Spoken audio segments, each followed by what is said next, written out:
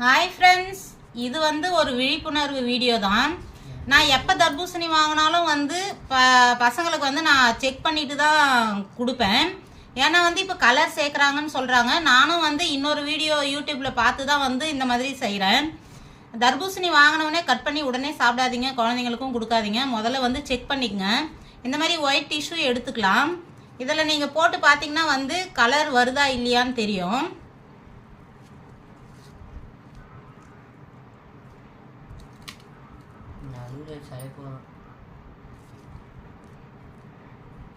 இதில் பாருங்க எவ்வளோ கலர் இருக்குது.